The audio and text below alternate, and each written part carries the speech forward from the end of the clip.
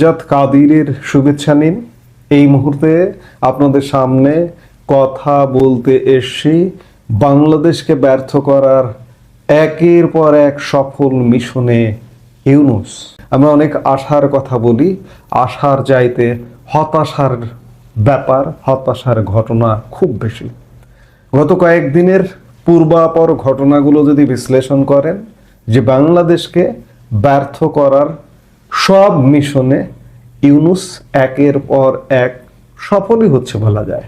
কারণ ইউনূস কোনো বাধা পাচ্ছে না। তো আপনি ইউনূসকে থামিয়ে দেবেন যে তুমি থামো, এখনো পর্যন্ত জোরালো কোনো বাধা পায়নি।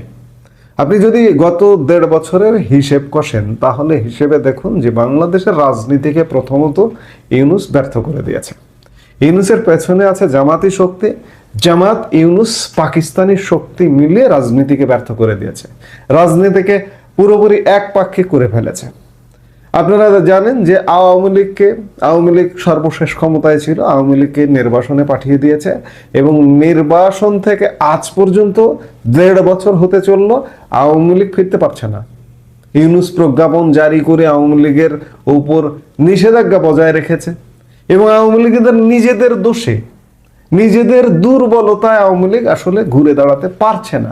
এগুলো স্বীকার করতে হবে, এগুলো বলতে হবে। আমার এই কথাগুলো হয়তো আওয়ামী লীগারদের, অনেক আওয়ামী লীগার যারা শুভবুদ্ধি সম্পন্ন আওয়ামী লীগার, তাদের খারাপ লাগবে না, কিন্তু যারা ভুইফোড় তাদের খারাপ লাগবে যে আওয়ামী লীগের কিসের দোষ, আওয়ামী লীগের তো কোনো দোষ নেই।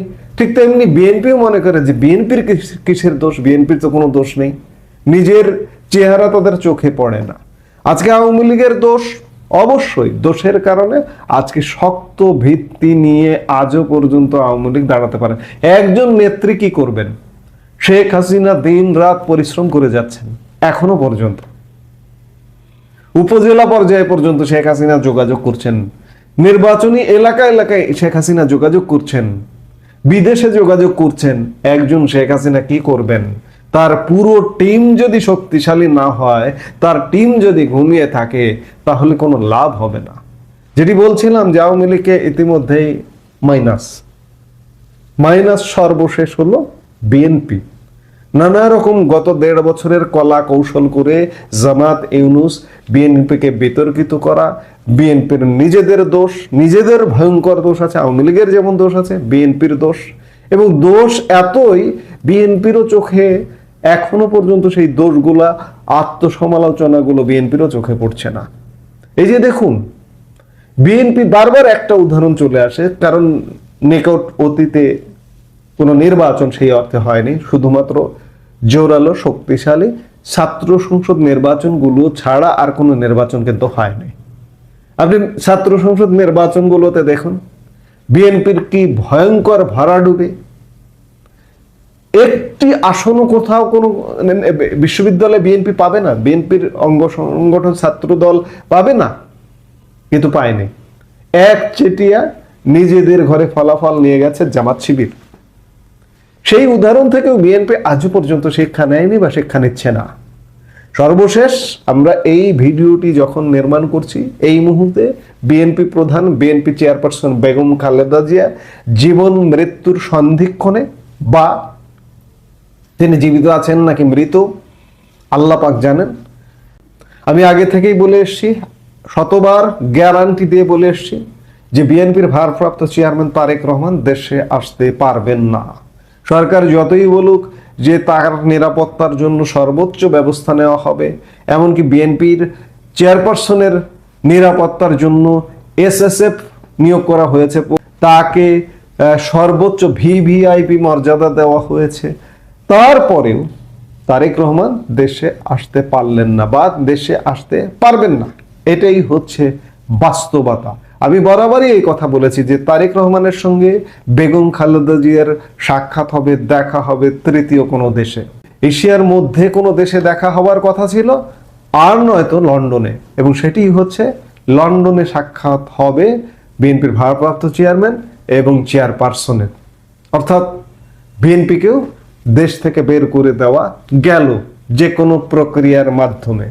আবার এই কয়েকদিনের মধ্যে দেখুন আরো অনেক ঘটনা ঘটে গেছে। গত পরশু বুধবার আদালতে একটি রিট করা হয়েছে নির্বাচনী কার্যক্রম স্থগিতের জন্য। গতকাল খুব সুবে সাদেকের পর খুব ভোরবেলা এই যে বর্তমান যে ইউনূস সরকার, এই ইউনূস সরকারের বৈধতা নিয়ে একটা রিট করা হয়েছিল। রিট করেছিলেন আইনজীবী মাহসিন রশিদ। সেই রিটটা হাইকোর্ট খারিজ করে দিয়েছিল। খারিজ করে দেওয়ার পর আপিল বিভাগে আপিল করেন তিনি এবং আপিলের শুনানি ছিল। গতকাল সেই শুনানির রায় হয়েছে। রায় আপিল বিভাগ বলেছে যে ইউনূস সরকারের শপথ বৈধ এবং একটি পর্যবেক্ষণও দিয়েছে আদালত। সেই পর্যবেক্ষণটা প্রকাশ হয়নি। সেই পর্যবেক্ষণে কি আছে, সেই পর্যবেক্ষণ বা রায়ের পূর্ণাঙ্গ কপি প্রকাশ হলে সেটি বোঝা যাবে আসলে কি বলতে চেয়েছে আদালত। মানে সবকিছু মিলিয়ে আগামী নির্বাচন যে হবে না বা হচ্ছে না, আমরা বারবার যেটি বলে আসছি সেটি ঘটছে। অন্যদিকে বাংলাদেশের প্রধান দুই রাজনৈতিক দলকে বিএনপি এবং আওয়ামী লীগকে নির্বাচনে পাঠিয়ে দেওয়া হয়েছে।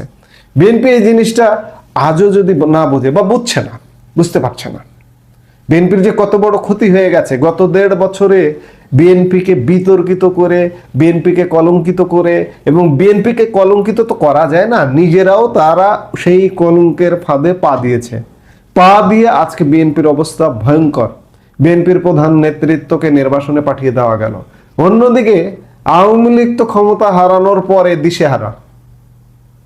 আওয়ামী লীগের নেতারা এখনো পর্যন্ত ঘুমন্ত। একমাত্র আওয়ামী লীগ প্রধান শেখ হাসিনা ছাড়া আর সীমিত কিছু ছাড়া, কয়েকজন ছাড়া আওয়ামী লীগ এখনো ঘুমন্ত। সেই জায়গায় বাংলাদেশের রাজনীতির ময়দান একদম ফাঁকা। এই ফাঁকা ময়দানে আসলে ডক্টর ইউনূসের তো একটা চাপ অনুভব করতে হয় যে চলে যেতে হবে আমাকে। আমার বাংলাদেশের রাজনৈতিক ব্যবস্থাগুলো চাপ দিচ্ছে যে আমাকে চলে যেতে হবে, আমাকে নির্বাচন দিতে হবে। ডক্টর ইউনূসের তো আসলে কোনো চাপ নেই। জামাত তাদের পৃষ্ঠপোষক, সমর্থক। ডক্টর ইউনূসের পকেটের রাজনৈতিক দল এনসিপি চায় না নির্বাচন হোক। আর বিএনপিকে তো নানা রকম ভাবে কলঙ্কিত করে রাখাই হয়েছে এবং বিএনপিকে একটা ভয় দেখালেই হয়ে গেল। আজকে দেশে যে কোনো সংকট পড়লেই বিএনপিকে ভয় দেখানো হয়, ওই যে আওয়ামী লীগ আসছে, আপনারা আসেন, যমুনায় আসেন, আমরা একটা বৈঠক করি। বিএনপিকে ডাকলেই বিএনপি দৌড় দেয়, দৌড় দিয়ে ইউনূসের সঙ্গে বৈঠক করে। কিন্তু বিএনপি একবারও চিন্তা করে না যে আমাকে যে ধ্বংস করে ফেলানো হচ্ছে দিনের পর দিন জামাত ইউনূসের ম্যাটিকুলাস ডিজাইনে, সেটি চিন্তা করে না। যার কারণে ইউনূসের চাপ অনুভব নেই এবং ইউনূস কোর্ট থেকে রায় পেয়েছে যে ইউনূসের এই শপথ বৈধ। আমরা যতই বলি যে সংবিধানের 106 অনুচ্ছেদ অনুযায়ী ইউনূস নীতিগত সিদ্ধান্ত নিতে পারে কিনা, কিন্তু না। কিংবা ইউনূসের মেয়াদ কতদিন হতে পারে, কিন্তু না। আনলিমিটেড মেয়াদ। ইউনূস কোনো চাপ অনুভব করছে না সত্যিকার অর্থে।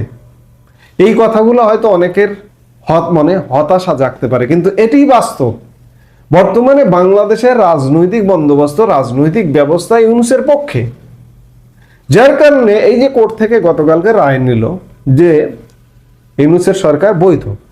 ইউনূস যদি মনে করে, যদি চাপ অনুভব না করে যে আরো চালিয়ে যাবে এইভাবে, আবার নির্বাচন না হওয়ার জন্য একটা রিট করা হয়েছে।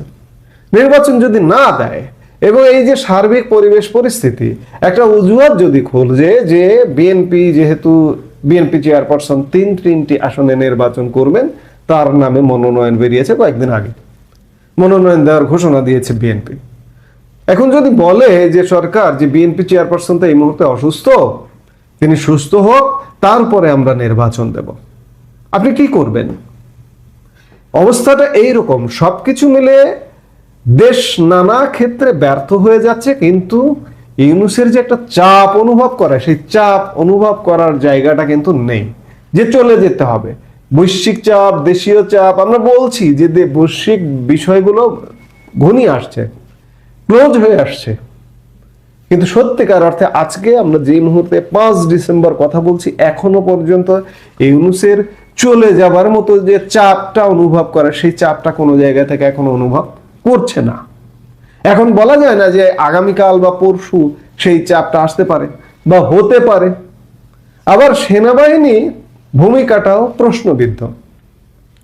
বাংলাদেশের সেনাবাহিনী এবং বৈশ্বিক শক্তি এবং রাজনৈতিক শক্তি সম্মিলিত প্রচেষ্টা ছাড়া আপনি ডক্টর ইউনূসের বিদায় বিদায় বলবেন, কিন্তু 1 বছর চলে যাবে, 1.5 বছর চলে যাবে, ইতিমধ্যে 1.5 বছর হতে চলে যাবে, আপনি ইউনূসের বিদায়টা খুব একটা দেখতে পারবেন না। আমি আলাপটা শুরু করেছিলাম যে ইউনূসের ম্যাটিকুলাস ডিজাইন একের পর এক বাস্তবায়ন হচ্ছে, সত্য কথা।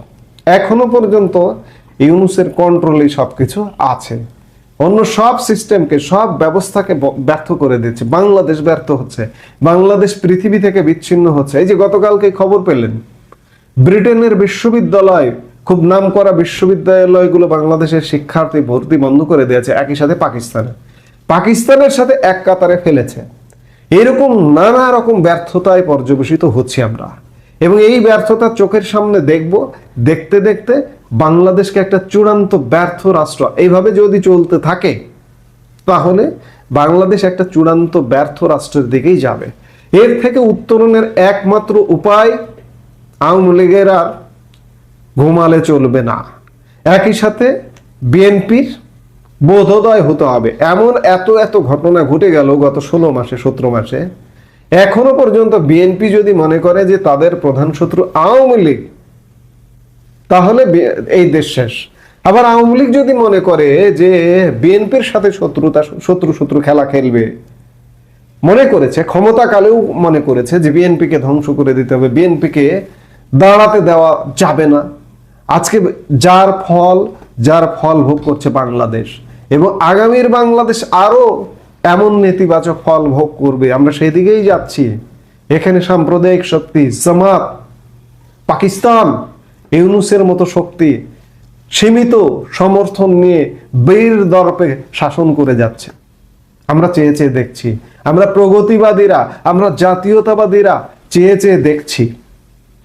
এই দেখার অবসান হবে না যদি না এখনই আওয়ামী লীগ, বিএনপি যে কোনো ভাবে, এমনকি ক্ষমতার মসনদও যদি নেগোসিয়েশন করতে হয় যে আগামীতে কি হবে, রাজনৈতিক স্পেস নিজেদের নির্মাণ করতে হবে এই দুই দলের। এছাড়া বাংলাদেশ রক্ষা হবে না। বাংলাদেশ রক্ষা হওয়ার এই মুহূর্তের যদি অবস্থা দেখেন, তাহলে বাংলাদেশের সামনে আরো ঘোর বিপদ আছে। এই বিপদ থেকে বাঁচতে হলে আওয়ামী লীগ, বিএনপি এই মুহূর্তে এক হওয়া ছাড়া, আমরা পাকিস্তানি ভাবধারায় যাওয়া ছাড়া এই মুহূর্তে আর কোনো সমাধান দেখছি না। এই মুহূর্তে এ পর্যন্তই। সবাই ভালো থাকুন, সুস্থ থাকুন।